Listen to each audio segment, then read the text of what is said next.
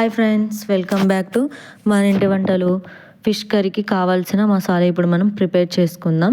ప్యాన్లో కొన్ని ధనియాలు, జీలకర్ర, 2 లవంగాలు, 2 యాలకులు, మిరియాలు, దాల్చిన చెక్క, అనాస పువ్వు వేసుకొని దానిని వేయించుకోవాలి.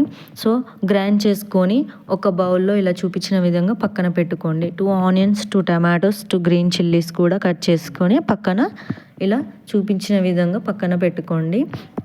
ఆ తర్వాత టమాటోస్ ఉన్నాయి కదండి, ఆ టమాటోస్, ఆనియన్స్ కూడా ఇట్లా గ్రైండ్ చేసి మనం వీడియోలో చూపించిన విధంగా బౌల్లో పెట్టుకొని పక్కన పెట్టుకోండి.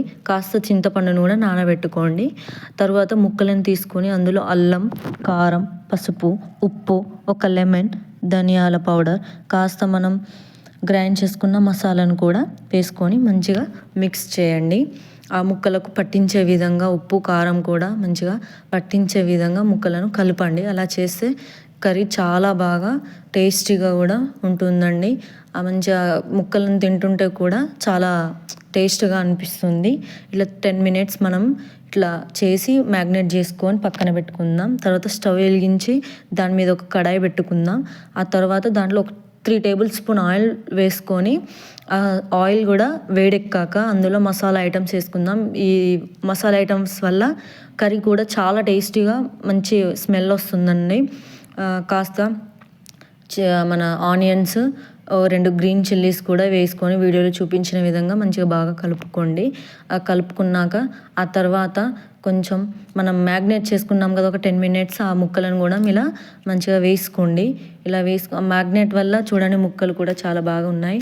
సో ఆ ముక్కలను అలా వేసుకున్నాక మనం గ్రైండ్ చేసుకున్న టమాటోస్ కూడా ఇట్లా వేసుకున్నాక ఒక 5 మినిట్స్ అండి, మీరు ఒక 5 మినిట్స్ పని చూసుకోండి. ఒక 5 మినిట్స్ మనం ఇలా మంచిగా ఉడికించినాక ఒక 5 మినిట్స్ తర్వాత మనం ఇలా మూత తీసి చూడండి ఎలా ఉందో, ఉడికినట్టే ఉంది.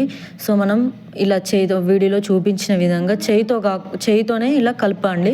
గరిటె అస్సలు వాడకండి. ఒకవేళ గరిటె వాడారనుకోండి ఇలా ముక్కలు మొత్తం ఆగమాగం అయిపోతాయి, చిందరవందరం అయిపోతాయి అన్నట్టు, పీస్ ఉండదు అన్నట్టు.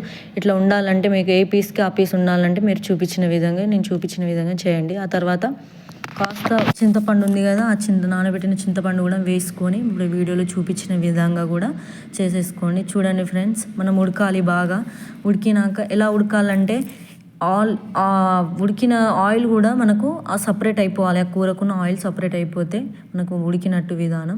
కాస్త అందులో మనం గ్రైండ్ చేసుకున్న మసాలా ఉంది కదా, ఆ మసాలా కూడా వేయండి. ఆ మసాలా ఎందుకంటే మనకు నీసు వాసన రాకుండా, మళ్ళీ అది మొత్తం దగ్గర అయిపోవడానికి కాస్త కొరియాండర్ కూడా వేసుకొని దింపేయండి ఫ్రెండ్స్.